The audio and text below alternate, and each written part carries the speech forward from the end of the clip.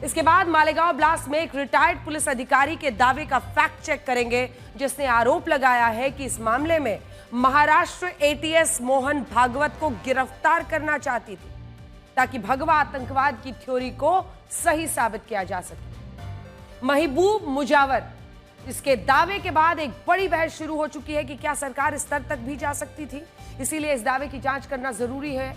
लेकिन यह ध्यान रखना भी जरूरी है कि इस रिटायर्ड पुलिस अधिकारी के एक और दावे का फैक्ट चेक हो चुका है जिसमें वो गलत पाया गया है। इसके बाद आपको उत्तर प्रदेश के कुछ शहरों में चलाई जा रही पीटीए पाठशाला के बारे में बताएंगे, जिसमें बच्चों को जो पढ़ाया जा रहा है उसे लेकर विवाद शुरू हो गया। सहारनपुर से ऐसी एक पाठशाला का वीडियो आया है जिसमें बच्चों को ए फॉर एप्पल नहीं, ए for Akhilesh, D for dog नहीं, डी फॉर डिंपल और एम फॉर मैंगो नहीं, एम फॉर मुलायम पढ़ाया जा रहा है। इसे लेकर अब समाजवादी पार्टी के कुछ कार्यकर्ताओं पर एफआईआर भी दर्ज हो चुकी है। पूरी दुनिया में एक ही शब्द ट्रेंड कर रहा है और वो शब्द है टैरिफ। आज 1 अगस्त है और आज से टैरिफ को लेकर अमेरिका की आखिरी डेडलाइन समाप्त हो गई है। व्हाइट हाउस ने अपने ताजा बयान में कहा है कि टैरिफ की नई दरें 7 अगस्त से प्रभावी होंगी और जिन देशों को अब तक टैरिफ की नई दरें नहीं बताई गई हैं, उन्हें आज देर रात 3 से 4 बजे तक इसकी जानकारी दे दी जाएगी और ये समय अमेरिका में शाम 4 से 5 बजे का होगा। अब तक दुनिया में सिर्फ 33 देश ऐसे हैं जिनके साथ अमेरिका ने ट्रेड डील को फाइनल किया, जबकि 120 से ज्यादा देश ऐसे हैं जिन्होंने अब तक अमेरिका के साथ ट्रेड डील को अंतिम रूप दिया ही नहीं है। इनमें हमारा देश भारत भी शामिल है। भारत में इस मुद्दे पर काफी राजनीति भी हो रही है, लेकिन सरकार ने साफ शब्दों में कह दिया है कि कृषि, खेती, non vegetarian, dairy product, genetically modified फसलें और अपनी धार्मिक भावनाओं को लेकर कोई समझौता नहीं होगा। नॉन वेजिटेरियन डेयरी प्रोडक्ट का मतलब उन गाय और मवेशियों के दूध से है जिसके लिए अमेरिका में उन्हें चिकन, सुअर, मछली के अवशेष वाला चारा दिया जाता है। और जेनेटिकली मॉडिफाइड फसलें वो होती हैं जिनके बीजों की बनावट को लैब में इस तरह से बदला जाता है कि ये फसलें ना तो कीड़ों के मार से मरती हैं और ना इनकी पैदावार भी ज्यादा से ज्यादा उस वक्त की जाती है। लेकिन भारत इस पर भी समझौते के लिए तैयार नहीं। सरकार की तरफ से यह भी कहा गया है कि अमेरिका ने टैरिफ की जो नई दरें लागू की हैं, उससे भारत की अर्थव्यवस्था ज्यादा प्रभावित नहीं होगी। इससे बुरी से बुरी परिस्थितियों में भी भारत की जो जीडीपी है उसमें कितना फर्क आएगा, कितनी गिरावट? 0.2%। और सरकार ने यह भी कहा है कि भारत अमेरिका को जो उत्पाद, जो वस्तुएं निर्यात करता है, उनमें ज्यादातर सामान पर अब भी नया टैरिफ लागू नहीं होगा और भारत को उम्मीद है कि वो टैरिफ के झटकों को आसानी से सह लेगा। सरल शब्दों में कहें तो जैसे भूकंप के हल्के झटकों से कोई नुकसान नहीं होता है, उसी तरह से टैरिफ के ये झटके भी भारत की अर्थव्यवस्था को ज्यादा नुकसान नहीं पहुंचा पाएंगे। अब देखिए, आज पूरी दुनिया में जब टैरिफ शब्द की इतनी चर्चा हो रही है, तब ये बात बहुत कम लोगों को पता होगी कि यह शब्द अरबी भाषा से आया हुआ वर्ड है। अरबी भाषा में इसे तारिफ कहा जाता था, जिसका मतलब होता था सूचित करना। जब यूरोप के व्यापारी भूमध्य सागर क्षेत्र में अरब के व्यापारियों के संपर्क में आए, तब उन्होंने इस शब्द को अपनाया और इस तरह सूचना देने के लिए इस्तेमाल होने वाला तारीफ शब्द टैक्स के लिए टैरिफ के रूप में इस्तेमाल होने लगा। और आज पूरी दुनिया इसी टैरिफ की टेंशन में डूबी हुई है। हमारे देश में भी इस टैरिफ पर खूब टकराव हो रहा है। हालांकि आज हमारे देश में कई लोग ऐसे भी हैं जो अंतर्राष्ट्रीय मामलों के जानकार बनकर भारत और अमेरिका के रिश्तों पर टिप्पणियां भी कर रहे हैं। ये बता रहे हैं कि भारत को क्या करना चाहिए था और क्या नहीं करना चाहिए था, हमारी विदेश नीति में कहां कमी रह गई। ऐसे ही कुछ राय चंदों का कहना है कि अगर प्रधानमंत्री मोदी भारत और पाकिस्तान के सीज फायर का श्रेय राष्ट्रपति डोनाल्ड ट्रंप को दे देते हैं और उनके दावों का खंडन नहीं करते, तो शायद राष्ट्रपति ट्रंप को यह बात अच्छी लगती और वो भारत पर टैरिफ जो लगाया है उन्होंने उसमें थोड़ी सी कटौती करते, वैसे ही टाल देते, जैसे उन्होंने मेक्सिको के लिए नए टैरिफ को 90 दिनों के लिए स्थगित कर दिया है। आज बड़ा सवाल यह है कि जब राष्ट्रपति ट्रंप की भारत पाकिस्तान के सीज फायर में कोई भूमिका ही नहीं थी, तो भारत किसी भी उद्देश्य के लिए इस झूठ को सच क्यों कहता? और आप खुद सोचिए कि क्या टैरिफ से बचने के लिए भारत को राष्ट्रपति ट्रंप के झूठे दावों को स्वीकार कर लेना चाहिए था? बिल्कुल नहीं, ऐसा बिल्कुल नहीं करना चाहिए था और हमने किया भी नहीं। सरकार ने राष्ट्रपति ट्रंप को खुश करने की जगह देश हित को चुना और कोई भी मजबूत सरकार यही करती। लेकिन इन राय चंदों का क्या करें? ये तो टैरिफ लगने पर भी ज्ञान देंगे, और अगर टैरिफ नहीं लगता है और भारत और अमेरिका के बीच ट्रेड डील किसी तरह हो जाती है तब भी ज्ञान देते हैं। तब कहते हैं कि अंदर खाने जरूर कोई सेटिंग हुई, इसीलिए ट्रेड डील फाइनल हो गई है। हमारे देश का दुर्भाग्य यही है कि जब इस मुद्दे पर सत्ता पक्ष विपक्ष को देश हित में एकजुट होना चाहिए था, मिलकर अमेरिका को आईना दिखाना चाहिए था, तब भी हम इस पर राजनीति कर रहे हैं। इस मुद्दे को ऐसे पेश किया जा रहा है जैसे राष्ट्रपति ट्रंप ने पूरी दुनिया के साथ ट्रेड डील कर ली और सिर्फ भारत को अलग थलग कर दिया है। सच तो यह है कि अमेरिका अब भी दुनिया के 120 से ज्यादा देशों के साथ ट्रेड डील को अंतिम रूप नहीं दे पाया है, और इनमें कई देशों पर उसने भारत से ज्यादा टैरिफ लगाया है। स्विट्जरलैंड पर 39%, 39% टैरिफ, कनाडा पर 35%, ब्राजील पर 50%, दक्षिण अफ्रीका पर 30%, म्यांमार पर 40%, मैक्सिको पर भी 25% और श्रीलंका और बांग्लादेश पर भी उन्होंने 20% टैरिफ लगाया है। लेकिन इनमें एक भी देश ऐसा नहीं है जहां इस टैरिफ के लिए इन्हीं देशों की सरकारों की आलोचना हो रही। इन देशों के लोग समझ रहे हैं कि टैरिफ के लिए अमेरिका जिम्मेदार है, और टैरिफ अगर वो एक तरफा लगा रहा है तो आलोचना अमेरिका की होनी चाहिए, और राष्ट्रपति ट्रंप पर दबाव की राजनीति करने का आरोप लगा रहे हैं। लेकिन भारत में उल्टा हो रहा है। हमारे देश में अमेरिका ने भारत पर टैरिफ लगाया तो पूरा विपक्ष इसके लिए अमेरिका की नहीं बल्कि अपने देश की ही आलोचना कर रहा है, सरकार की आलोचना कर। कई नेता तो ये पूछ रहे हैं कि प्रधानमंत्री मोदी और राष्ट्रपति ट्रंप की दोस्ती का क्या हुआ उस केमिस्ट्री का जो इस टैरिफ को रोक नहीं पाई। और ये तो अच्छी बात है कि प्रधानमंत्री मोदी ने भारत के हितों के आगे अपनी दोस्ती को भी साइड रख दिया। उन्होंने भारत के बाजार, भारत के किसान, भारत के व्यापारियों के हितों की रक्षा की, और यह सोचा कि अगर अमेरिका की कंपनियां खुले रूप में भारत में आकर व्यापार करने लगी तो हमारे देश की घरेलू इंडस्ट्री का क्या होगा। वरना आप खुद सोचिए कि अमेरिका के साथ डील करना कौन सी बड़ी बात थी, डील तो आज ही हो जाए। लेकिन भारत यह भी तो देखेगा कि इस डील में हमारा फायदा है भी या नहीं। आप ब्राजील को देखिए, राष्ट्रपति ट्रंप ने ब्राजील पर 50% टैरिफ लगाया, लेकिन ब्राजील अब भी अड़ा हुआ है कि वो भी अपने हितों को पहले देखेगा, और अगर अमेरिका ने ज्यादा दबाव बनाया तो वो उसके साथ व्यापार ही बंद कर देगा, लेकिन उसके सामने झुकेगा नहीं। और ब्राजील में तो इस पर राजनीति भी नहीं हो रही। भारत दुनिया की सबसे ज्यादा आबादी वाला देश है। सबसे ज्यादा आबादी का मतलब है कि खपत के मामले में हम दुनिया के सबसे बड़े बाजारों में से एक है। 2030 तक भारत का कंज्यूमर मार्केट 46% तक बढ़ जाएगा, और हमारे लोग अपनी जरूरतों पर 370 लाख करोड़ रुपए खर्च करेंगे, जो पिछले साल 207 लाख करोड़ रुपए खर्च करते थे। अब हमारे देश के लोग अगर ये पैसा खर्च करेंगे, और अगर ये पैसा हमारे देश की कंपनियों, हमारे देश के किसानों, हमारे लोगों की जेब में ना जाकर अमेरिका जैसे देशों की कंपनियों के जेब में जाएगा, तो क्या ये सही है?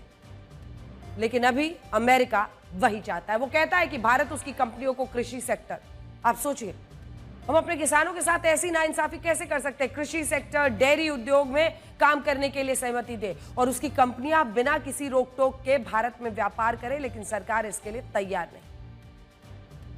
और यही वजह है कि आज से यानी 1 अगस्त से अमेरिका ने भारत पर 25% टैरिफ लगा दिया है, जो 7 अगस्त से प्रभावी होगा। अब देखिए, आज टैरिफ के साथ टैलेंट की भी बात कर लेते हैं। आज अमेरिका इस टैरिफ को लेकर इतनी बड़ी बड़ी बातें कर रहा है जैसे उसके हाथ में एक तलवार आ गई है, जिस पर मन करे उस पर भांजने लग रहे हैं। लेकिन अगर हमने भारत के टैलेंट की बात करनी शुरू कर दी तो अमेरिका के पास क्या जवाब बचेगा? भारत का टैलेंट यानी भारत के वो लोग जो अमेरिका की कंपनियों को लाखों करोड़ों रुपए कमा कर दे रहे हैं। आज गूगल से लेकर Microsoft, Adobe, FedEx, IBM, micron technology और दुनिया में उपभोक्ता उत्पाद से जुड़ी सबसे बड़ी कंपनी प्रॉक्टर एंड गैम्बल के सीईओ भी भारतीय मूल के हैं, और अमेरिका की टेक कंपनियों में बड़ी संख्या में स्टाफ भी भारतीय मूल के लोगों का है। और ये लोग अपने तरीके से, अपनी स्वेच्छा से अमेरिका की अर्थव्यवस्था में अपना योगदान दे रहे हैं। लेकिन क्या ये फिर भी बड़ी बात नहीं है? और क्या ये भी बड़ी बात नहीं है कि भारत अमेरिका की टेक कंपनियों के लिए हमेशा से सबसे बड़ा बाजार रहा है? भारत के ऑनलाइन मार्केट में अमेज़न की हिस्सेदारी है 32%। जी हां, जो पूरे विश्व में अमेज़न बेचता है उसमें 32% तो भारतीय खरीदते हैं। भारत के स्मार्टफोन बाजार में एप्पल कंपनी की हिस्सेदारी 23% है, 23%। गूगल कंपनी की भी सबसे बड़ी हिस्सेदारी भारत में है। भारत में 95% स्मार्टफोन्स का ऑपरेटिंग सिस्टम गूगल का है। गूगल कंपनी के यूट्यूब के सबसे ज्यादा 50 करोड़ यूजर्स भारत में हैं। इसी तरह मेटा कंपनी के फेसबुक के सबसे ज्यादा 37.5 करोड़ यूजर भारत में हैं। व्हाट्सएप के भी भारत में 60 करोड़ से ज्यादा मंथली एक्टिव यूजर्स हैं। इंस्टाग्राम के लिए भी भारत सबसे बड़ा बाजार है और भारत में इसके 41 करोड़ से ज्यादा यूजर्स हैं। अमेरिका और ब्रिटेन के बाद माइक्रोसॉफ्ट टीम्स के भी सबसे ज्यादा यूजर किस देश में? भारत में है। ये लिस्ट बहुत लंबी है। जब चीन और रशिया जैसे देशों ने अमेरिका की टेक कंपनियों को अपने यहां बैन किया हुआ है, तब भारत इनके लिए सबसे बड़ा बाजार बना। लेकिन आज अमेरिका यह कहता है कि भारत उस पर सबसे ज्यादा टैरिफ लगाता है और इससे अमेरिका को नुकसान हो रहा है। हमारे देश के जो आम लोग हैं, जो टैरिफ की इस गुत्थी को नहीं समझते, उन्हें यही लगता है कि भारत अमेरिका की कंपनियों पर जो टैरिफ लगाता है, वो टैरिफ ये कंपनियां अपनी जेब में से भरती हैं। लेकिन यह भी सच नहीं है। सच ये है कि भारत अमेरिकी उत्पादों पर जो टैरिफ लगाता है, वो टैरिफ भारत में इन कंपनियों के ग्राहक चुकाते हैं। उदाहरण के लिए भारत में हार्ले डेविडसन की बाइक इसीलिए इतनी महंगी है क्योंकि इस बाइक पर सरकार टैरिफ लगाती है। लेकिन यह टैरिफ हार्ले डेविडसन नहीं चुकाती, बल्कि यह टैरिफ भारत में इस बाइक को खरीदने वाले लोगों से वसूला जाता है और हमारे देश के लोग अमेरिका का सामान टैक्स की वजह से महंगे में खरीदते हैं। ऐसा इसलिए भी होता है ताकि भारत की जो घरेलू कंपनियों को बचाया जा सके। और यह भारत को देखना पड़ेगा। अगर हम आत्मनिर्भर भारत की तरफ सोच रखते हैं, अगर हम मानते हैं कि अपनी कंपनियों को ताकतवर बनाना है, पूरे विश्व में सबसे बड़े मैन्युफैक्चरिंग हब बनना है, तो हमें अपनी कंपनियों की भी तो सेहत देखनी होगी।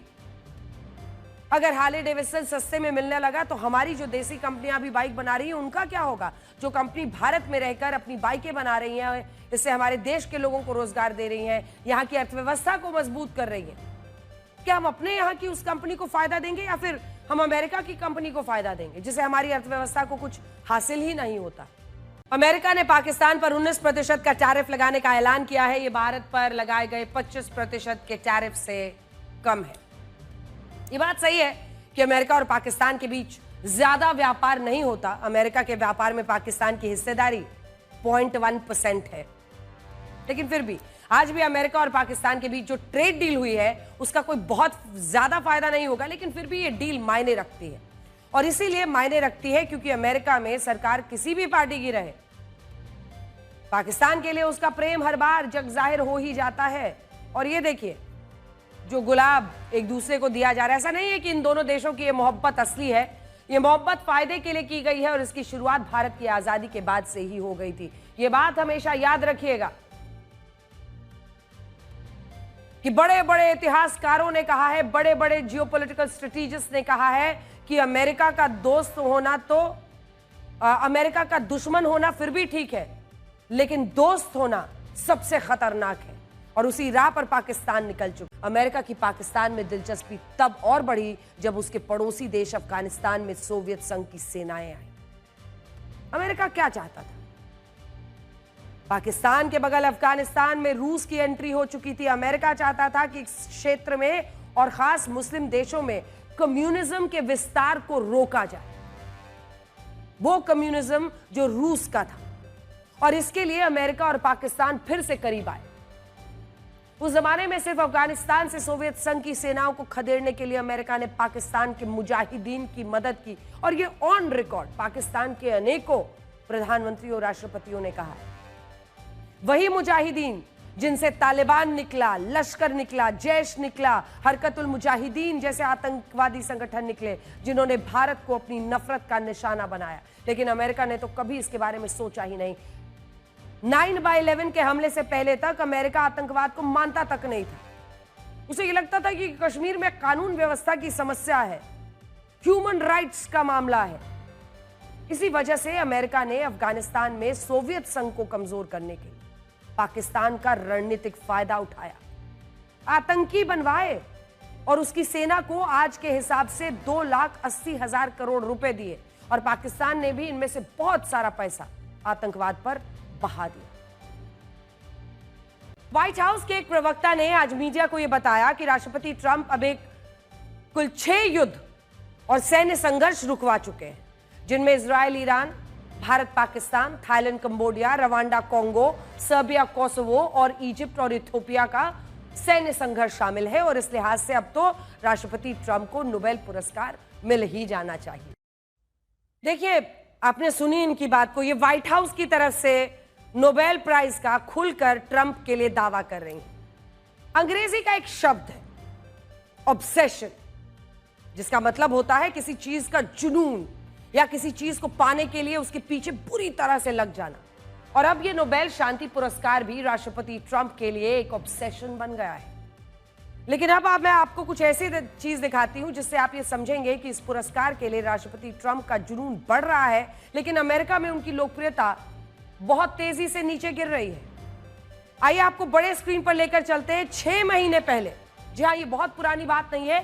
6 महीने पहले जब डोनाल्ड ट्रंप अमेरिका के राष्ट्रपति बने थे, तब उनकी अप्रूवल रेटिंग्स थी 49%। ये जो ब्लू वाला है, ये उनकी डिसअप्रूवल रेटिंग्स है, जो बढ़ के 56% पे पहुंच गई है। और जो उनकी अप्रूवल रेटिंग्स थी, वो देखिए आप कैसे नीचे पहुंच गई है 40% पे। और ये डिसअप्रूवल रेटिंग्स का 56% पर पहुंचना अपने आप में बताता है कि स्थिति क्या बन रही है। अब जल्दी से आपको बताते हैं कि उनको फोकस कहां पर करना चाहिए। फोकस उनको इस पर करना चाहिए जो अपना ऑब्सेशन है उससे दूर हटे और उस ऑब्सेशन में दूसरे देशों पर उन पर दबाव बनाना, उनको बुली करना, ये आपको कहीं नहीं लेकर जाएगा। आपकी क्या स्थिति हो रही है देश के अंदर, ये आपको देखने की जरूरत। देश से जुड़ी खबर, जिसने ये आरोप लगाया है कि 2008 के मालेगांव हमले में महाराष्ट्र एटीएस की टीम आरएसएस प्रमुख मोहन भागवत को गिरफ्तार करना चाहती है।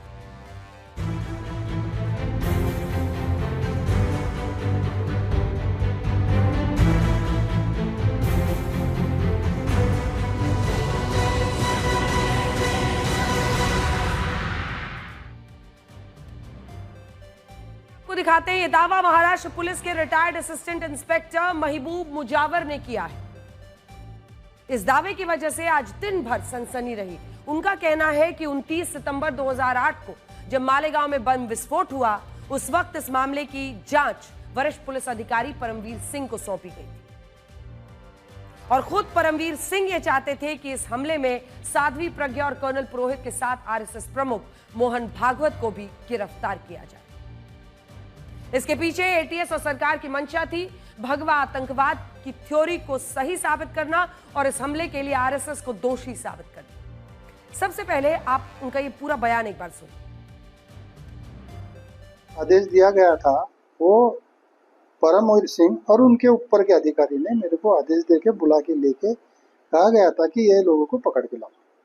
वो रामजी कलसंगरा, दिलीप पाटीदार, संदीप डांगे और आदरणीय मोहन भागवत, ये लोगों को लाने के लिए मेरे को नेमा गया था। बाद में वो 3 जने जो थे, रामजी कलसंगरा, दिलीप पाटीदार, संदीप डांगे, पुलिस कस्टडी में इनको मारा गया था। उसको और फरारी दिखाने के लिए, भाग के गए ऐसा दिखाने के लिए मेरे को और आदेश दिया गया कि तुम ये पकड़ के लाए जैसा करो। तो मैंने उसके पहले ही जाके उनके घर को जाके देख के आया था मैं कि क्या है। ये पूरी परिस्थिति मेरे को मालूम थी। और मोहन भागवत को लाओ बोले तो मेरे हाथ से ये शक्य नहीं था। मेरे महाराष्ट्र के अंदर बहुत कुछ बड़े बड़े अधिकारी है, उनको छोड़ के मेरे जैसे को तुम इतनी बड़ी कामगिरी दे रहे, झूठी कामगिरी दे रहे। इसका गांभीर्य मेरे को था, इसलिए मैं क्या वो ऐसे काम करा नहीं। मैं जाके था नागपुर में रुका, मैं मेरे साथ में मेरे कर्मचारी थे, तो मैंने वो काम नहीं किया। जब ये हायर अथॉरिटी को समझा कि बाबा इसको सब कॉन्फिडेंशियल बातें मालूम है तो इसको बदनाम करो, इसके लिए उन्होंने मेरे पे झूठे केसेस करे। झूठे केसेस करके मेरे को जेल में भी रखे। मैं ये सब बातें जो है कोर्ट के सामने रखा मैंने और निर्दोष छूटा। आपने सुना इनको। एक दिन पहले ही एनआईए की विशेष अदालत ने मालेगांव हमले के सभी 7 आरोपियों को बाइज्जत बरी किया है। लेकिन इसके बाद अब यह आरोप लगना कि उस वक्त महाराष्ट्र एटीएस मोहन भागवत को भी भगवा आतंकवाद के झूठे केस में फंसाना चाहती थी। यह गंभीर और चौंकाने वाला खुलासा है जिसकी निष्पक्ष जांच होनी चाहिए। विरोध प्रदर्शन की ये तस्वीरें देश भर से आ रही हैं, जिनमें स्टाफ सिलेक्शन कमीशन की परीक्षा में अव्यवस्था है, गड़बड़ी के आरोप लग रहे हैं। एसएससी की परीक्षा में हुई गड़बड़ियों के विरोध में अलग अलग राज्यों के शिक्षक दिल्ली पहुंचे और ये सभी शिक्षक कोचिंग संस्थानों से जुड़े हैं और प्रतियोगी परीक्षाओं की तैयारियां कराते हैं। दिल्ली में वो department of personal and training यानी डीओपीटी के मंत्री जितेंद्र सिंह से मिलना चाहते थे, लेकिन उन्हें रोक दिया गया, जिसके बाद बवाल बढ़ा। इसके बाद कुछ शिक्षकों और छात्रों को गिरफ्तार किया गया, हालांकि बाद में उन्हें छोड़ दिया गया। लेकिन इस दौरान अगर देखिए तो शिक्षकों और सुरक्षा बलों के बीच तीखी नोकझोंक, जबरदस्त विवाद हुआ। अब कुछ प्रदर्शनकारियों के खिलाफ एफआईआर दर्ज कर दी गई। क्या प्रोटेस्ट आप लोग किस मंशा से करने गए थे और हुआ क्या? मैडम, प्रोटेस्ट जैसा कुछ भी नहीं था। आप हमारे वीडियोज भी देख सकते हैं। हमारा आह्वान ये था कि जो 7-8 सालों में एग्जाम सिस्टम की हालत हुई है इतनी जर्जर, इसको कैसे ठीक किया जा सकता है। गए थे डीओपीटी पे, 11:30 बजे का वक्त था। 1 से 1.5 मिनट हम लोगों को पहुंचे हुए हुई थी। उस वक्त इनिशियल वो बोले कि आप 4 लोग आ जाओ, आपको मिलवाते हैं, आपका ज्ञापन दिलवाते हैं। उसके बाद अचानक से क्या है, सबको उठाना शुरू कर दिया। यही कहानी है। 1 से 1.5 मिनट का है। ऐसा नहीं कि लोग बैठ गए थे, खड़े ही थे। आप वीडियोज में देख सकते हैं। ये नहीं थे कि उठने का नाम नहीं ले रहे, खड़े थे लोग। उन्होंने कहा मिलवाते हैं, तो लोग वहीं खड़े हो गए। मार पिटाई भी हुई। जी, 18 से 20 सेकंड का ही वो इंटरवल का गैप था। इस 18 से 20 सेकंड में जब उन्होंने कहा कि हम मिलवाते हैं, उस 18 से 20 सेकंड के बीच में स्टैम्पेड हुआ और एकदम से बहुत तेजी से पुलिस आई और फिर बहुतों के थप्पड़ लगे। किसी को कुछ लगा, किसी को कुछ लगा, लेडीज भी थी। तो उस 15 से 20 सेकंड में सबको टेक ओवर कर दिया पुलिस ने और सबको अंदर डाल दिया, बसों में भर दिया। टीचर्स के ऊपर में एफआईआर हो रहा है। एक बात बताइए, हम टीचर हैं, हम आतंकवादी नहीं हैं। हम यहाँ पर टेररिस्ट नहीं बना रहे हैं। हम उनको पढ़ा करके देश को बिल्ड करने का काम कर रहे हैं। आज चाहे कोई दिल्ली पुलिस में हो, कहीं पर भी हो, यहाँ का शिक्षक पढ़ाता है तब वो विभाग में जाता है। तो टीचर के ऊपर में एफआईआर करके आप कर क्या लोगे? मेरे बगल में जो टीचर खड़े थे उनको इतना तेज चाटा मारा गया, इतनी बुरी तरह से ढकेला गया। मैं दूसरे को पकड़ के मैं किनारे लग गई दीवार से। उसके बाद लाठी चार्ज हुआ है, लाठी से मारा गया है। ये सभी छात्र एसएससी परीक्षाओं में अव्यवस्था का आरोप लगा रहे हैं और परीक्षा की प्रक्रिया में सुधार और जवाबदेही की मांग कर रहे हैं। इनका सबसे बड़ा विरोध इस परीक्षा को आयोजित कराने वाली कंपनी को लेकर है। उनका कहना है कि यह कंपनी कई राज्यों में ब्लैकलिस्टेड है और अब वही परीक्षा करा रही है। इस कंपनी को टेंडर मिलने के बाद ही गड़बड़ियां शुरू हुई।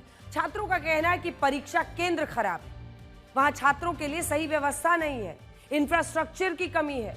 परीक्षा कराने की प्रक्रिया इतनी खराब है कि छात्रों को दूर दूर राज्यों में सेंटर दिए जा रहे हैं और कई बार परीक्षाएं रद्द हो रही हैं। अब 13 अगस्त से एसएससी सीजीएल 2025 की टियर 1 परीक्षा शुरू हो रही है, जिसमें करीब 14,500 पदों पर भर्ती होनी है। इसे 20 से 30 लाख से अधिक उम्मीदवार शामिल हो सकते हैं। अब छात्रों को डर क्या है? उनको डर है कि जब फेज 3 की परीक्षा में फेज 13 की परीक्षा में केवल 3 लाख छात्रों को ही समस्याओं का सामना करना पड़ा, तो एसएससी अब 30 लाख छात्रों की व्यवस्था कैसे करेगा? इस खबर पर हमारी नजर रहेगी और छात्र जिस तरह से इस आंदोलन को विरोध प्रदर्शन कर रहे हैं उसकी खबर हम आप तक पहुंचाते रहेंगे, व्यवस्था के खिलाफ आवाज उठाते रहेंगे। एक अग्नि परीक्षा हमारे सिस्टम की भी होनी है जो गड्ढों में धंस चुका है। पुणे में क्या हुआ है आपको दिखाते हैं।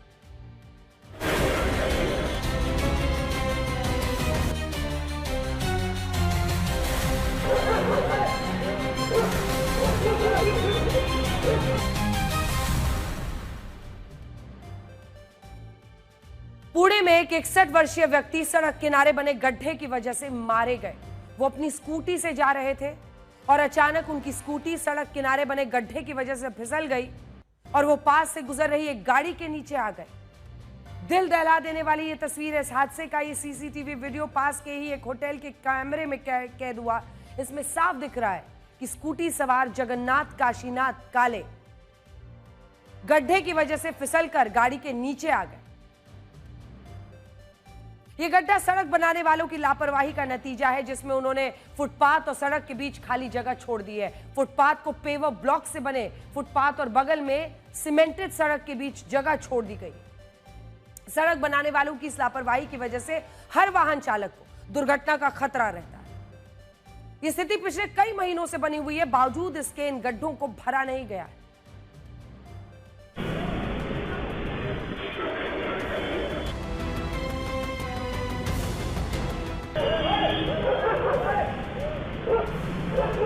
जहां हादसा हुआ वही अभी मैं खड़ा हूं, लेकिन ना ही इस पूरे मामले में कोई कंप्लेंट दर्ज हुई है, ना ही कोई गवर्नमेंट ने इस पे कमेटी बिठाई है। रास्ते की हालत क्या है पहले समझ लेते हैं।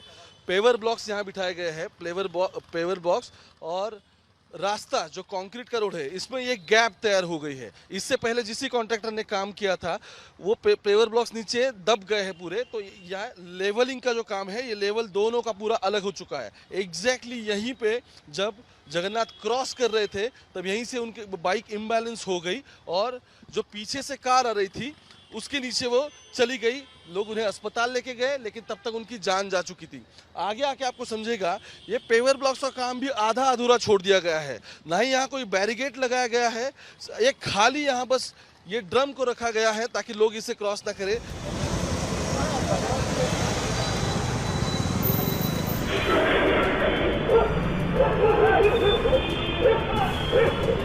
गाड़ी गिरी तो हम लोग भाग के दौड़ के उठाए।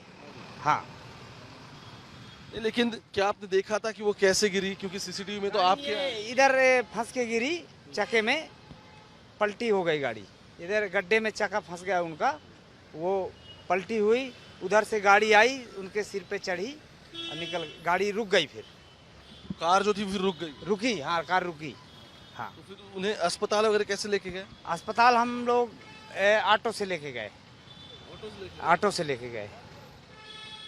तब वो जिंदा थे क्या वगैरह कुछ पता? हाँ, जिंदा थे। थोड़ा दूर रास्ते में जाते जाते वो दम तोड़ दिए। हमारे देश में गड्ढे सिर्फ सड़कों में नहीं है, बल्कि ये गड्ढे सिस्टम में भी हैं। भारत में हर साल करीब 1% सड़क हादसे उन पर बने गड्ढों की वजह से होते हैं। साल 2018 से 2022 तक 5 सालों में सड़क पर बने गड्ढों की वजह से 8,963 लोग मारे गए।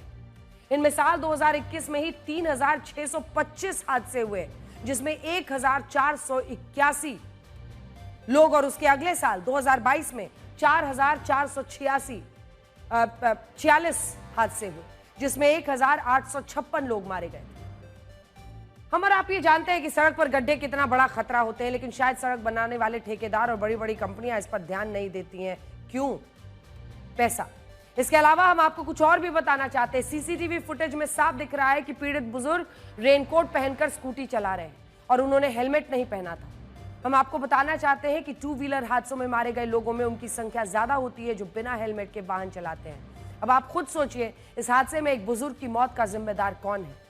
सड़क बनाने वाले ठेकेदार, या फिर वो सफेद कार जिसके नीचे आने की वजह से बुजुर्ग की मौत हुई, या फिर वो बुजुर्ग जिन्होंने स्कूटी चलाते समय हेलमेट नहीं पहना था। लेकिन जिस तरह से हेड ऑन इस गाड़ी ने मारा है उनके गिरने के बाद, शायद ही किसी भी परिस्थिति में वो बच पाते। हमारे देश में वोट करने की उम्र 18 साल है, लेकिन जब बात राजनीतिक लाभ लेने की हो तो बच्चों का इस्तेमाल भी कर लिया जाता है। यूपी में समाजवादी पार्टी के नेता और कार्यकर्ता पूरे प्रदेश में पीडीए पाठशाला लगा रहे हैं। समाजवादी पार्टी की पीड़ित दलित अल्पसंख्यक वाली राजनीति में बच्चों को मोहरा बनाकर सुर्खियां बटोरी जा रही हैं।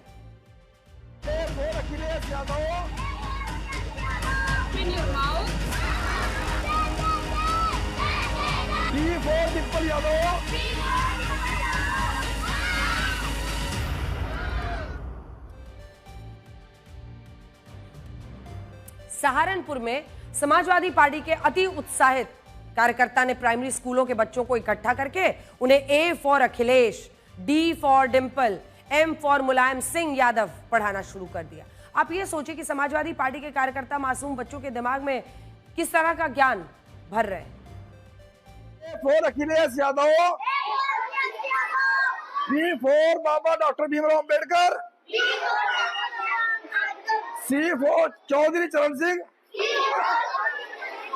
D for Dimple Yadav, M for Mulayam Singh Yadav. Samajwadi party के अति उत्साहित इन कार्यकर्ताओं नेताओं को सोचना चाहिए कि वो अपने आला कमान की नजरों में चमकने के लिए मासूम बच्चों के दिमाग से खेल रहे हैं। उन्हें मोहरा बना रहे हैं, अपनी राजनीतिक महत्वाकांक्षाओं के लिए बच्चों का इस्तेमाल कहते हैं इसे। और यह हाल सिर्फ एक जगह का नहीं है, पूरे उत्तर प्रदेश में इसी तरह से बच्चों की अलग अलग पीडीए पाठशाला लगाकर उन्हें पढ़ाया जा रहा है। आप ये देखिए कि इन कार्यकर्ताओं ने पहले बच्चों की स्कूल से छुट्टियां करवाई, फिर एक राजनीतिक पाठशाला लगाई, उसमें बच्चों को कचरा ज्ञान दिया। इस मामले में अब यूपी सरकार ने उन कार्यकर्ताओं पर एफआईआर दर्ज करवाई है जिन्होंने बच्चों की अलग पाठशाला लगाकर उन्हें ये सब बताया। समाजवादी पार्टी और पार्टी की पीडीए पाठशाला में ए फॉर अखिलेश यादव पढ़ाए जाने के मुद्दे पर जब अखिलेश से सवाल पूछे गए तो उन्होंने कहा कि बच्चे चाहे ए फॉर एप्पल पढ़े या ए फॉर अखिलेश या कुछ और, इससे कोई फर्क नहीं पड़ता। फर्क इससे पड़ता है कि वो पढ़ तो रहे हैं। सवाल ये है कि पाठशाला बंद क्यों, आप शिक्षा को क्यों छीन रहे हैं? शिक्षा का अधिकार का कानून है कि आपको शिक्षा मिलेगी। शिक्षा पे इन्हें ध्यान नहीं है, इन्हें ध्यान है कि वोट कहाँ पड़ेगा।